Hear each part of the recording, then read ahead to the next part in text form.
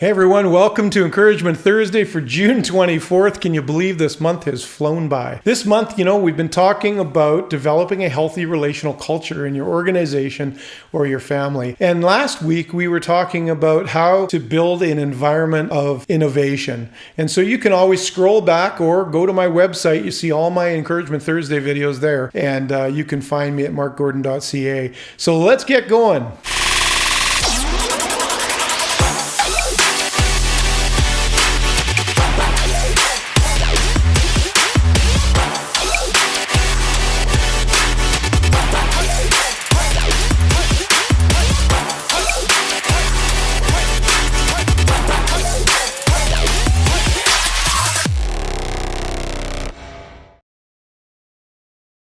So this week, I'm encouraging you to develop an environment of empowering. Develop a culture that gives power to people rather than powering over people. It's so important that they know that they have the ability to decision make. And you'll develop a great relational culture when you do this. When you empower people, they'll want to work for you.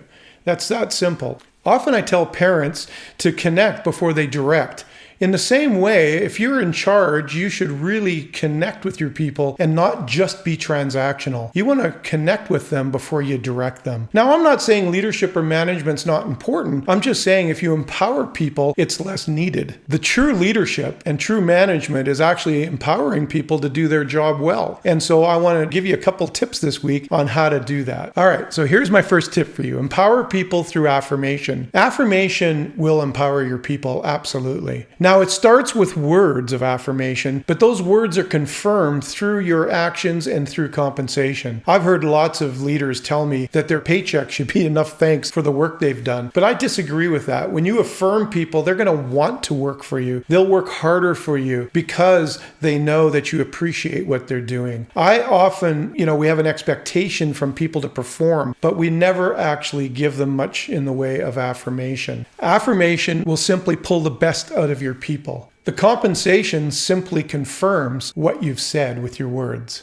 Here's the second tip for you. Empower your people through authority. Authority is the most misunderstood.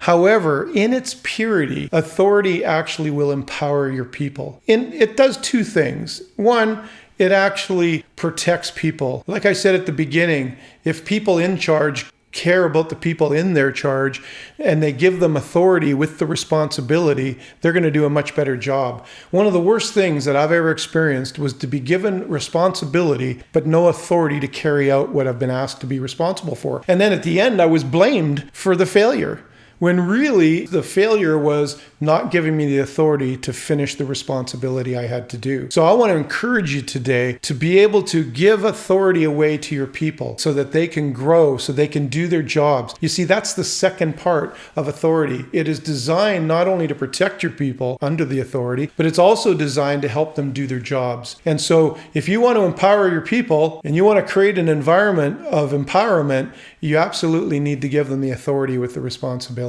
So this week's challenge is pretty simple. It's to look for ways to empower your people. Shift policies if you have to. Look for ways to affirm them and to reward them for their efforts. And you will see a shift in the environment within your organization. That relational culture will begin to grow simply because you have taken those steps, simply because you've chosen to empower your people. Set up a system of affirmation and even check your own actions. Are you empowering others? Are you protecting those in your charge? And are you connecting before you're directing? If you do those things, you're going to create an environment of empowerment. So when you create an environment of empowerment, your people are going to flourish. You will develop that healthy relational culture in your organization because your people feel empowered. Now remember, I'm available to help you do this. You can DM me and I'm willing to have a conversation with you to talk about some ways that you can develop this empowerment culture within your organization. And then you're going to see your people come alive. It's going to be awesome. Well, that's it for June. Thanks so much for joining me. I want to give special thanks to all of you loyal followers who watch every week. And also I want to give special thanks for the people that help me do these Encouragement Thursdays. My son-in-law, Zach, and my son, Justen.